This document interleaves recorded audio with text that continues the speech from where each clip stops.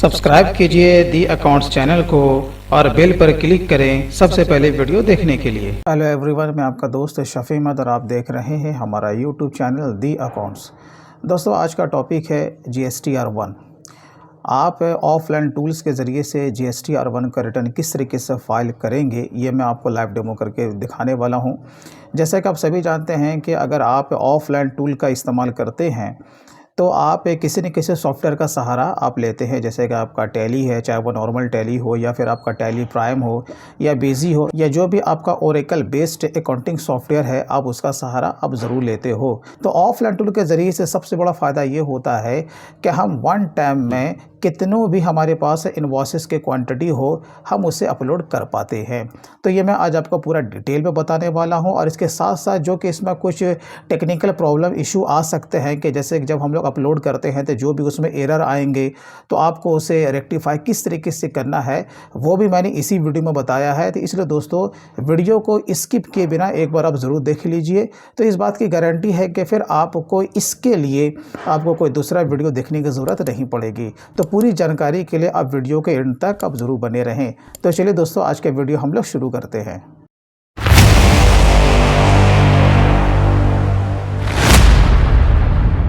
ये आपका टैली है। तो मैं यहाँ पर आपको दिखाता हूँ कि जो भी आप day to day accounting work करोगे, चाहे वो परचेज हो, सेल हो, जो भी हो, तो आपको टैली के हिसाब से पूरा इसमें एंट्री लेना है। उसके बाद आपका मंथली हो या फिर क्वार्टरली हो, आपको सिंपल वे में चले जाना है। डिस्प्ले में आपको चले जाना है। डिस्प्ले में जाने के बाद GST रिपोर्ट्स में जाना है। उसके बाद आपको यहाँ पर दिख जाएगा GSTR1। यहाँ पर देखेंगे, यहाँ पर आपका 3 रिटर्न यहाँ पर शो कर रहा है, GSTR1, GSTR2 और GSTR3 भी। जैसा कि आपको पता है कि पहले हमें GSTR1 का ही रिटर्न फाइल करना होता है। जब GSTR1 का रिटर्न फाइल हो जाता है तो इसी का डेटा ऑटो पॉपुलेट होकर के GSTR3 भी में पहुंचता है। चलिए, तो हम क्या कर रहे हैं, GSTR1 को हम लोग यहाँ पर से एक्सपोर्ट करेंगे। तो यहाँ पर GSTR1 पर हम लोग इस तरीके से इंटर मार देंगे। और देखिए, जो भी आपका पीरियड होगा, या तो आपका मंथली हो सकता है या फिर आपका क्वार्टरली हो सकता है, ठीक है। तो आपको ध्यान ये रखना है कि यहाँ पर जो आपका जो अनसर्टेन ट्रांजैक्शन है, यहाँ पर आपका कोई भी आपका नंबर नहीं होना चाहिए। अगर यहाँ पर आपका कुछ भी अगर यहाँ पर दिखता है तो आपको इंटर मार के अंदर जाना है और उसे जाकर के आपको रेक्टिफाई करना पड़ेगा। क्योंकि हो ना हो कि आपका GST से संबंधित कोई डेटा आपका गलत हो गया है, जिसका कि इफेक्ट आपका GSTR1 पे नहीं पड़ेगा। तो आपको ये ध्यान रखना है। ये जो ऑप्शन यहाँ पर आपको दिख रहा है, करेक्शंस नीडेड, यानी कि आपका कोई ऐसा सेल का एंट्री है जो कि गलत हो गया है, उसमें कुछ भी गलती है तो वो आपका मिसमैच में चला जाएगा। आपको ये ध्यान रखना है रिटर्न को फाइल करने से पहले। तो बस आपको यहाँ पर से पीरियड को चेंज करना है, आपका मंथली हो या फिर क्वार्टरली हो। उसके बाद आपको यहाँ पर एक्सपोर्ट में चले जाना है। ये देखिए, ये जो आपको ऑप्शन दिया हुआ ना एक्सपोर्ट, आपको इस पे चले जाना है। एक्सपोर्ट में जाने के बाद यहाँ पर आपको दिख रहा होगा ई रिटर्न्स, आपको उस पर क्लिक कर देना है। उसके बाद यहाँ पर देखिए, ये जो ऑप्शन आपको नजर आ रहा है CSV, एक्सेल और जेसन, तो मैं आपको बता देता हूँ कि GST के पोर्टल पे आपका जेसन फाइल ही अपलोड होता है, ठीक है। तो अगर आप चाहें तो इसी फाइल को आप जेसन में कन्वर्ट करके आप डायरेक्टली GST के पोर्टल पे अपलोड कर सकते हैं। लेकिन ये देखा जाता है कि ज्यादातर जो रिटर्न जो फाइल किया जाता है वो एक्सेल के थ्रू ही इसे जेसन में कन्वर्ट करके बाद में इसे अपलोड किया जाता है। तो जो सही तरीका है वो मैं आपको बताऊंगा। तो हम लोग इसे क्या करेंगे, एक्सेल में इसे एक्सपोर्ट करेंगे, ठीक है। इसके बाद हम लोग देखेंगे उसे जेसन में कैसे कन्वर्ट करना है।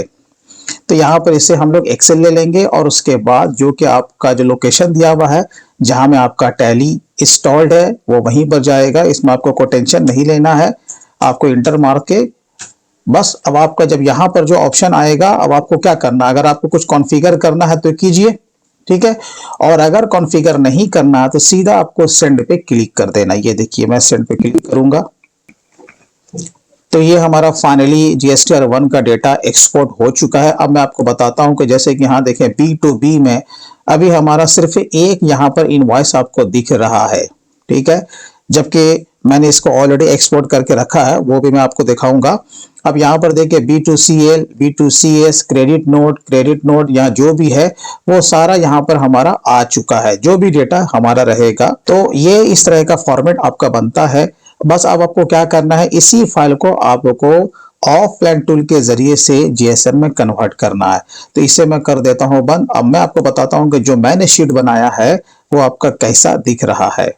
तो ये देखिए, तो यहाँ पर हमारा काफी सारा यहाँ पर इनवॉइसेस है। तो मेरा ये बताने का मकसद था कि अगर आप टैली प्राइम पे या टैली पे या जो भी आपका अकाउंटिंग सॉफ्टवेयर है, अगर सही सही आप अकाउंटेंसी करते हैं तो उसे आपको एक्सेल में एक्सपोर्ट कर देना है इस तरीके से। तो आपका जो भी लेन देन होगा वो अपने हिसाब से बढ़ जाएगा। जैसे हमारा B2B में है, ठीक है, अगर आपका कोई एक्सपोर्ट होता तो फिर वो आपका एक्सपोर्ट में होता, कोई अगर डेबिट नोट क्रेडिट नोट होता तो वो आपको उसमें चला जाता। अब जैसे कि यहाँ पर आपको दिख रहा होगा जीएसटी ऑफलाइन टूल है, तो ये पहले आपको जीएसटी के पोर्टल से इंस्टॉल करना पड़ेगा। तो कैसे करना है वो मैं आपको तेजी से बता देता हूँ। तो आपको जीएसटी के पोर्टल पे चले जाना है। जीएसटी के पोर्टल पे जाने के बाद आपको डाउनलोड्स पे आना है। उसके बाद यहाँ पे आपको ऑफलाइन टूल्स में आना है, और ऑफलाइन टूल्स में आने के बाद ये जो आपका दिया हुआ है रिटर्न्स ऑफलाइन टूल, आपको इस पर क्लिक कर देना है। जब आप क्लिक करेंगे तो यहाँ पर देखिए GSTR1 एंड GSTR2 फॉर्म के लिए यहाँ पर डाउनलोड का ऑप्शन दिया हुआ है। जब आप इसे डाउनलोड करेंगे तो जिप में आपका फाइल डाउनलोड हो जाएगा। फिर आप उसे अनजिप करके आप उसे इंस्टॉल अपने पीसी में कर लीजिएगा, ठीक है। तो यहाँ पर देखिए इस तरह का आइकन आपका डेस्कटॉप में बन जाएगा। अब आपको इस पे क्लिक करके ओपन करना है। यहाँ पर 3 ऑप्शन आपका नजर आ रहा है, न्यू, ओपन और उसके बाद यहाँ भी ओपन दिया हुआ है। ये वाला जो ओपन दिया हुआ है यहाँ पर साफ लिखा हुआ है open download error file from GST portal. जैसे कि हम लोग जब उसे अपलोड करेंगे अगर उसमें कोई एरर आता है तो हम लोग यहाँ उसे ओपन करके उसे ठीक करेंगे, ठीक है। तो फिलहाल तो हमारा क्या है, न्यू है, तो हम न्यू पर क्लिक करेंगे। यहाँ पर बाय डिफॉल्ट ठीक लिया हुआ GSTR1। अब यहाँ पर आपको अपना जीएसटी का नंबर कॉपी पेस्ट कर देना है। यहाँ पर से फाइनेंशियल ईयर आपको लेना है। उसके बाद टैक्स पीरियड, क्योंकि हम लोग 3rd क्वार्टर के लिए रिटर्न फाइल करने जा रहे हैं तो हमें यहाँ पर लेना है 3rd क्वार्टर का लास्ट मंथ यानी कि दिसंबर। तो हमारे SEZ में नहीं आता है तो हम इसे नो करेंगे, यानी कि स्पेशल इकोनॉमिक जोन। तो हम लोग इस पे नो पर हम लोग क्लिक कर देंगे। उसके बाद इस टैक्स पेयर क्वार्टरली फाइल, तो हाँ ये हम लोग इसे यस करेंगे क्योंकि हमारा क्वार्टरली रिटर्न है। उसके बाद प्रोसीड। जो चीज आपने यहाँ पर से चेक अनचेक किया है उसी से रिलेटेड यहाँ पर आया है। अगर आपको लगता है कि ये गलत है तो नो करके फिर से आप इसे चेक अनचेक करें, उसके बाद आगे बढ़ें। हमारा तो सही है तो हम लोग इसे यस करेंगे। इस तरह का डैशबोर्ड आपको दिखेगा। बस यहाँ पर आपको आना है इंपोर्ट फाइल, आपको इस पर सिंपल वे में क्लिक कर देना है। क्लिक करने के बाद यहाँ पर देखिए ये जो ऑप्शन आपको नजर आ रहा है import returns all section in one go, यानी जो भी आपने जो फाइल बनाया है वो एक ही बार में आप इसे इंपोर्ट कर सकते हो। अगर आप ऐसा नहीं करना चाहते हो, ये दूसरा ऑप्शन दिया हुआ है कि आप 1 बाय 1 करके, जैसे कि आपका B2B है, B2CL है, आपका एक्सपोर्ट है, अगर आपने इसका अलग अलग फाइल बनाया है तो आप इसे अलग अलग भी इंपोर्ट कर सकते हैं। तो इसमें काम आपको ज्यादा बढ़ाने की जरूरत नहीं है। बस आपको क्या करना है, ये जो आपका all section in one go है आपको इस पर क्लिक कर देना है, यानी कि इंपोर्ट एक्सेल। जहां में आपका फाइल जो था, जो कि आपने टैली से जो एक्सपोर्ट किया था एक्सेल में, आपको उसे सेलेक्ट कर लेना है। यहां पर वार्निंग करके आएगा, आपको इसे यस करना है। तो देखिए मेरा यहाँ पर ये हुआ है कि यहाँ पर कुछ ना कुछ फॉर्मेट में गलती हुआ है, जो कि इस तरह का आपको यहाँ पर दिख रहा है। और वो यहाँ पर बता देता है कि B2B में रो नंबर 5, 12, 21, 22, 23, 46, 47 में आपका कुछ ना कुछ गलती है। तो बेसिकली आपको उस गलती को सुधार करना पड़ेगा। तो जैसे ही हम लोग यहाँ पर जब आते हैं तो हमें पता है कि ये जो 5 नंबर का जो GST नंबर है वो गलत है। तो इस तरीके से आपका जो भी गलती है आप उसे सुधार कर लीजिए। अगर कोई एरर नहीं आता है तो फिर आपका सक्सेसफुली वो इंपोर्ट हो जाएगा। तो सबसे पहले अब हमें क्या करना है, इस गलती को सुधार करना है। चलो गलती को सुधार करने के बाद हम दोबारा इसे इंपोर्ट करेंगे। तो इंपोर्ट एक्सेल, ये रहा हमारा फाइल, देन यस। अब यहाँ पर देखिए हमारा जो है वो सक्सेसफुली यहाँ पर दिखा रहा है।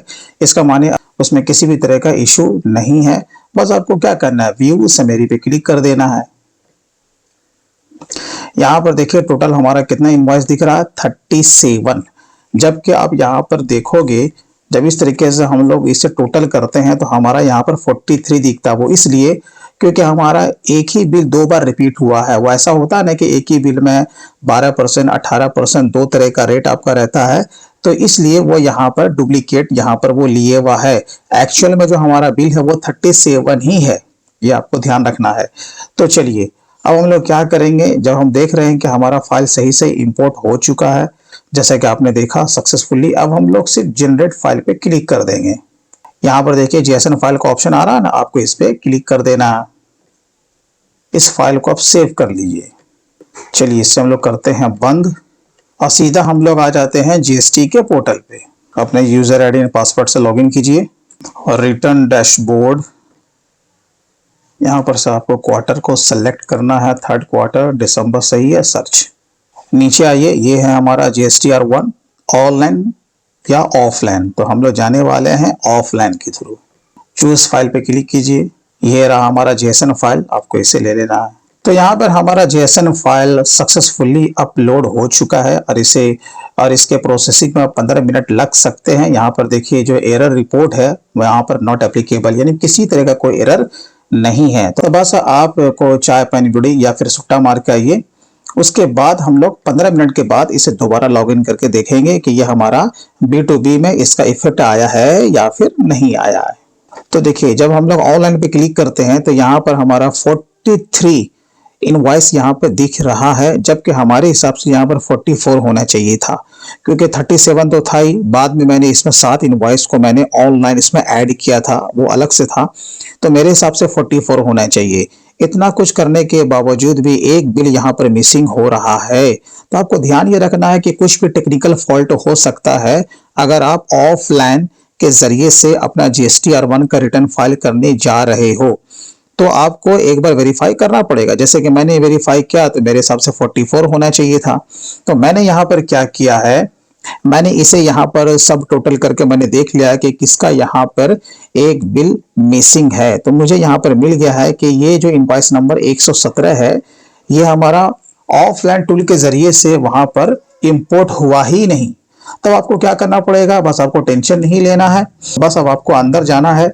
अंदर आने के बाद आपको क्या करना है, आपको ऐड रिकॉर्ड पे आपको क्लिक करना था, ऐड रिकॉर्ड पे, यानी कि आपको एक ऑनलाइन इनवॉइस चढ़ाना पड़ेगा अगर कोई छूट जाता है तो।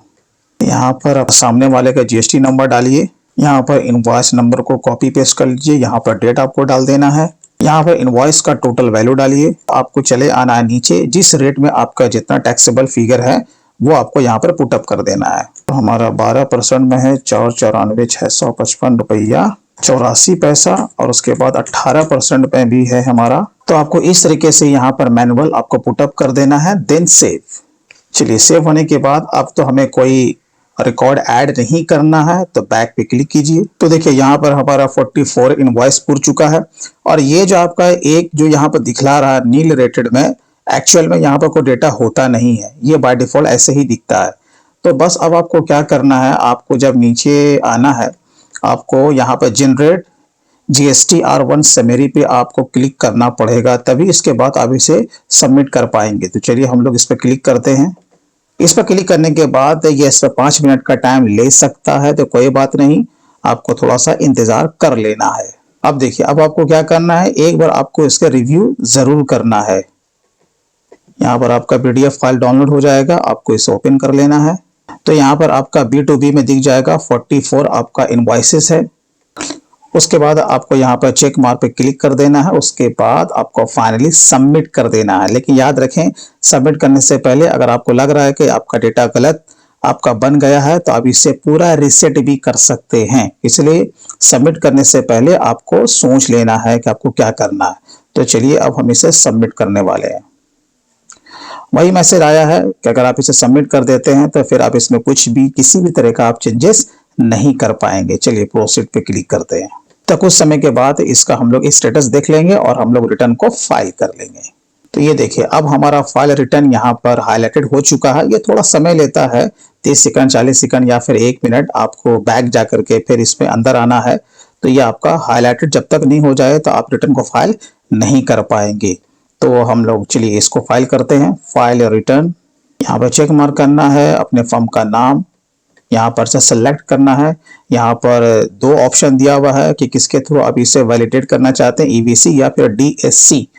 तो हमारा तो ओटीपी आएगा, तो हम लोग ईवीसी पे क्लिक करेंगे, देन वेरीफाई। तो ये देखिए हमारा GSTR1 का रिटर्न अपलोड हो चुका है। तो दोस्तों मैं उम्मीद करता हूं कि इस वीडियो के माध्यम से आपने ये सीख लिया होगा कि GSTR1 का रिटर्न ऑफलाइन टूल के ज़रिए से किस तरीके से फाइल किया जा सकता है। दोस्तों अगर आपको कोई इंपॉर्टेंट फाइल या नोट्स वगैरह चाहिए, वो वीडियो के डिस्क्रिप्शन में मौजूद है, आप वहां से सिंपल वे में आप उसे डाउनलोड कर सकते हैं। तो दोस्तों फिर मिलते हैं किसी दिन किसी नए टॉपिक के साथ, तब तक के लिए take care and bye bye.